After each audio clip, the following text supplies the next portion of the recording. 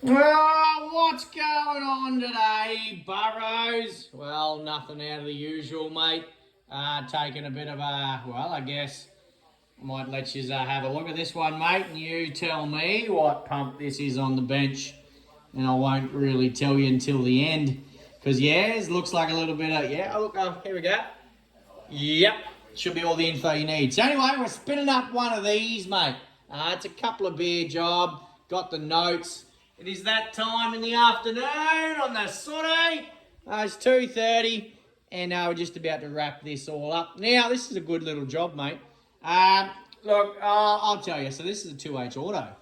Now, I know all the education here. People are going to be like, well, what's going on here? Why do we have an AFC on the back of an 801 on a 2H automatic pump? Jared, keep up. There's a lot of notes to do this one, mate, but I'll run you through it and under that shoulder. Now, Jared, for you, don't worry about the pink, don't worry about the yellow, just orange, mate. You just need to worry about the orange notes on the plan. So I'll run you through this one. Let's go for a walk. I just draw pictures for Jared so we can keep up. Can you get me? So, this one, bud, come in as a factory 2H. Automatic. Now, they have an R801 manual governor on them, not a combined governor like, say, your manual 2Hs do. You know, your vacuum combined. So they run an R801. Problem with that, when you want to go and boost compensate them, and especially in this customer's circumstance, so he wants to keep it automatic. Push a bit of horsepower through it. Now, when we're talking a bit of horsepower, we're pushing a couple hundred horsepower out of it. It's got a 2863, so it's he wanted to maintain the automatic. Come back here, mate, and I'll show you. He needed to maintain all the automatic throttle levers, etc., for the transmission to do its job when the pump should be working. So that's why we needed to keep the R801. Problem is, can't go and put 9.5s into them, mate. So these are 9.5s in that one, buddy. Got the 9.5 note. You can't go and put 9.5s into these without having an AFC on it, because we're not benefiting anyone. We're just going to roll coal and not make any horsepower or limit the fuel back, and then you don't have the full potential of the fuel pump. So we opted. Two ways about it. We can go and convert these to our wastegate style AFCs that we do, or we are going to put 12HT AFC housing on the R801, right? So this, when I say AFC, that sucker there, this bit here, the bit the boost goes in, Jared. So we got to modify and get that onto the back of the pump, and then calibrate it up. Hence why the note for you, Jared, so you understand how to do it. Now, the problem with that is it's not as simple as that. Not everyone's got a 12HT pump lying around that they can, get reasonably cheap, except this customer here. Great customer, mate, knows exactly what he needed to do. So supplied us that with the 2H auto.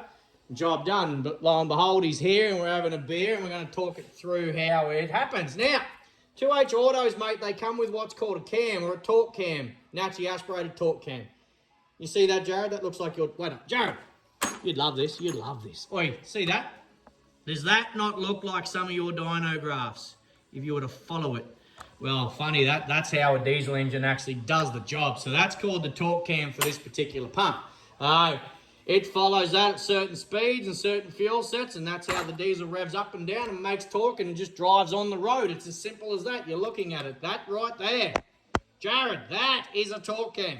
So we need to modify that because we need an AFC torque cam. So when we say an AFC torque cam, these have a similar thing. They got a cam in there, but it's AFC controlled. So it's all sorts of rods and stuff. Billy, get in there and show them. Billy, get in there. So there's just a whole bit of that going on in there, Jared. But below that is effectively that cam. Drops down into here onto the claw, and then if we were going the back there, you'd understand how that works. No different to, say, a 7100P pump. They run the same thing. You understand? How about, what do you reckon, Burrows? How about we just put you there and we'll take Jared for a spin? He'll understand it better than, mate. Righto, let's do it. I guess while we're getting this sucker warmed up, mate, just appreciate the sound of a good 2H. That's a 12H. It's actually a 2H automatic with an R801 12H 9.5 governor. She's a hybrid. Righto. What do we need to do? Billy, what do we need to do? Everyone understands it's idling. You can hear it's idling. We don't got to show anyone that it's idling. Let's rev it up. Yes, let's do that. All right. Hello, Jared. So we can call this, once the fuel starts coming up, and you'll see it, once it settles up there, we're going to call this sort of our no boost here. Where's our no boost going to be? It's there. You understand?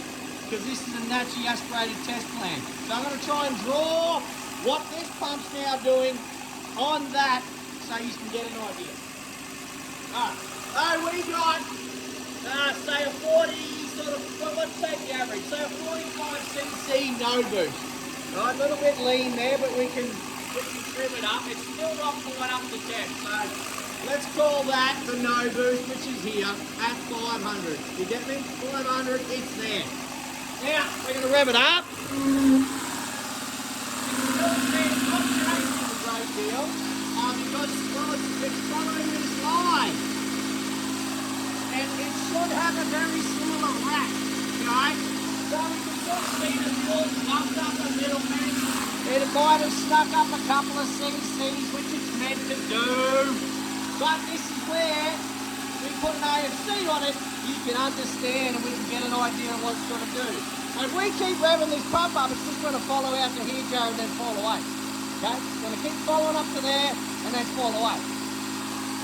So this is where I'll show you what goes on here. So let's just put the boost on it. Where do we want to be? Roughly about 10. Where's your keys? Let's go there. Now, and now that fuel's going to come up, and then that rack's starting to move. So we can effectively now say, let's say we're here, wait up, what do we got? We've got 1,065, so we're somewhere in there, Jared. Now with this line is not going straight anymore, it's starting to go up. It's starting to go up, like that. Let's see if I can show you some more. Let's put a bit more boost on it and watch that. Again, back here and going up, going way up here, like that fella.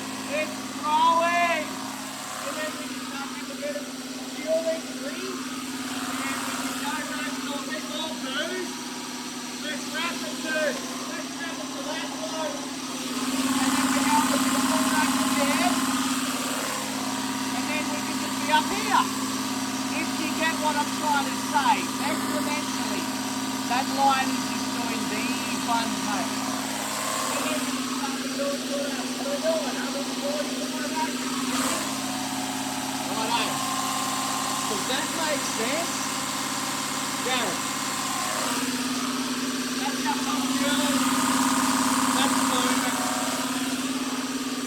When you're pumping that sort of fuel, you do get a bit of discrepancy in spread. So now we can replicate the boost coming off and the speeds up and down, of course, because when the boost comes off, you generally come off the engine. We could keep it the same speed if we wanted. You needed to understand that. But now we're back to 500. So we're back here, Jared, and we should come back to our same sort of fuels that we had.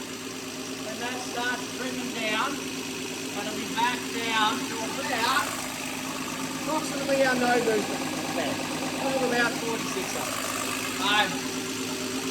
It's sort of not far off. Is that pretty simple? Let me shut it down now. Come on, Billy, get in there. Billy.